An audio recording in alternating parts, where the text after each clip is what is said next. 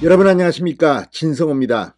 드디어 북한 인권 보고서가 공개됩니다.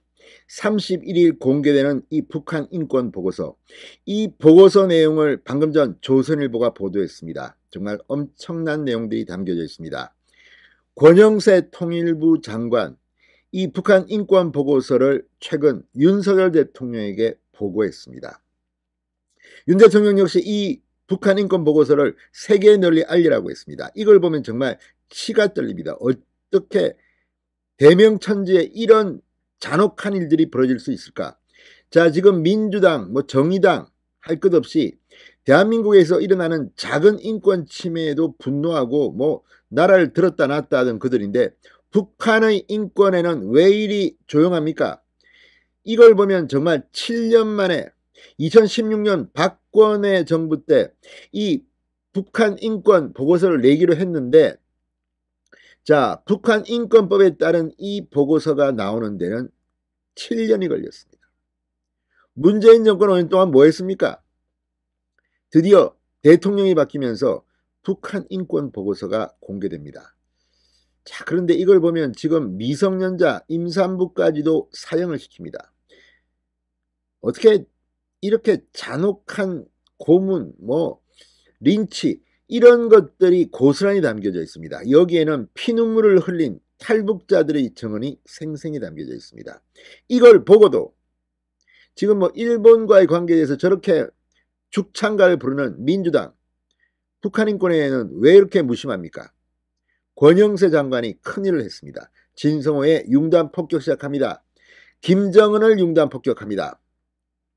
자, 통일부가 31일 북한 이탈 주민 508명의 증언을 바탕으로 작성한 2023 북한 인권 보고서를 공개합니다. 자, 이 김정은이 집권 후에도 북한에는 18세 미만 미성년자, 임산부 할 것 없이 김일성에게 불경죄를 저질렀다, 사형시켜, 이런 광범위한 인권 침해가 이루어진 것으로 확인됐습니다. 이번 보고서는 2016년 제정한 이 북한 인권법에 따라 발간하는 우리 정부의 첫 번째 공개 보고서입니다. 이게 공개되면 세계의 인권단체들이 들고 일어나야 합니다. 지금 핵, 미사일 개발을 하고 있는 북한 김정은 정권에 엄청난 압박이 될 수 있을 것으로 보입니다. 자, 통일부에 따르면 이 모두 450페이지 분량의 보고서는 2017년부터 2022년까지 508명의 탈북민이 경험한 1600개의 인권 침해 사례를 바탕으로 구체적으로 작성됐습니다. 이 시민적 정치적 권리, 경제적 사회적 문화적 권리, 취약계층, 정치범 수용소, 국군포로, 납북자, 이산가족, 광범위하게 인권 침해 사례가 낱낱이 기록되어 있습니다. 자, 이 증언에 참여한 탈북민은 여성 53%, 남성 47%, 지역은 함경북도, 양강도 출신이 76%로 대부분을 차지했고, 이례적으로 평양 출신도 11%로 다소 높게 나왔습니다. 자, 북한의 인권 침해 사례 보고서는 이 공권력에 의한 자의적 생명 박탈이 존재하는 것으로 나타났다. 즉결 처형 사례에 대한 증언이 지속적으로 수집됐다고 밝혔습니다.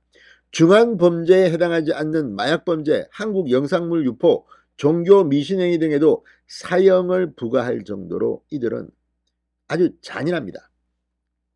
구금시설에서 수용자가 도주하다가 붙잡혀 공개 처형되거나 피구금자가 구금시설에서 출산한 아기를 기관원이 살해한 사례까지 있었습니다.